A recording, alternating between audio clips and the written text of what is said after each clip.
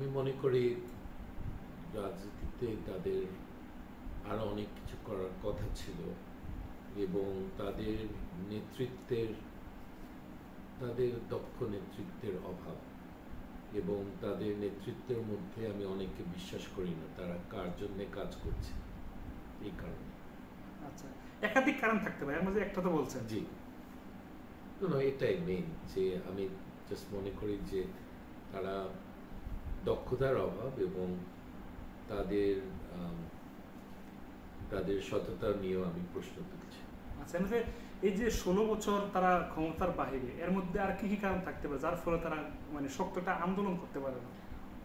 অনেক সময় তারা খুব কাছে গেছে একটা শক্তিশালী আন্দোলন তৈরি করার, কিন্তু তারা শেষ মুহূর্তে পিছিয়ে গেছে। এটা থেকে বোঝা যায় কোনো পিছু টান তাদের আছে, কারো কন্ট্রোল আছে তাদের মধ্যে, তাদেরকে পিছু টান করার মতো কোনো শক্তি আছে। তো এটাই তাদের সফলতার অভাবের প্রধান কারণ। মানে 28 অক্টোবর যেটা হলো ওটা নিয়ে আপনার মন্তব্য কি? সেটাতে কিছু হয়নি, মানে কত কিছু বলেছিল তারা, তারপরে এই ধরনের ঘটনা ডিসেম্বরেও ঘটেছিল। এগুলো সব মানে বিএনপি একটা পর্যায়ে নিয়ে মানুষের আশা বাড়িয়ে তারপরে মানুষকে হতাশ করেছে বারবার। এখন মানুষ, আমার মনে হয় বিএনপির কর্মীরা অনেকটা বিরক্ত নেতৃত্বের উপর, এবং নেতৃত্বের মধ্যে তো বেগম জিয়া অসুস্থ, এটা একটা বড় লস বিএনপি। উনি সুস্থ থাকলে এই অবস্থা আমাদের দেশে থাকতো না। উনি সুস্থ থাকলে ওনাকে জেল থেকে বের করে আমার মনে হয় একটা আন্দোলন গড়ে উঠত, কিন্তু উনি সুস্থ না থাকাতে আমার মনে হয় মারাত্মক ক্ষতি হয়েছে বিএনপি। এবং ওদের ভাইস চেয়ারম্যান, যে সিনিয়র ভাইস চেয়ারম্যান, সে তো বিদেশে থাকে। তো বিদেশ থেকে দেশে কোনো আন্দোলন পরিচালনা করা খুব কঠিন। আচ্ছা, আপাতত কিন্তু এটা হয়, এটা এরকম মনে হয় বাকশালের সময়ও একই জিনিস মনে হয়েছিল।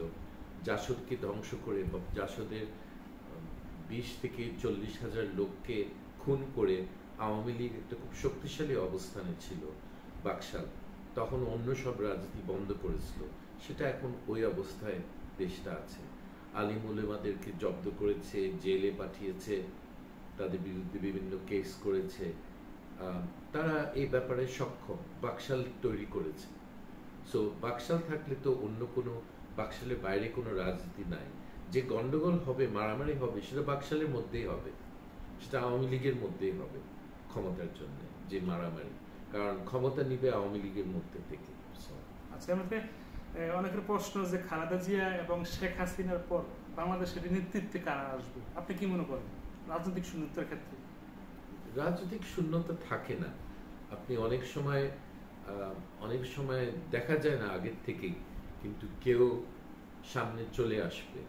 একটা সময়ের ব্যাপার আছে যে ঠিক সময় ইনশাল্লাহ বাংলাদেশের নেতৃত্বে চলে আসবে কেউ, বা কয়েকজন চলে আসবে এবং দেশটাকে উদ্ধার করবে এই অবস্থা থেকে।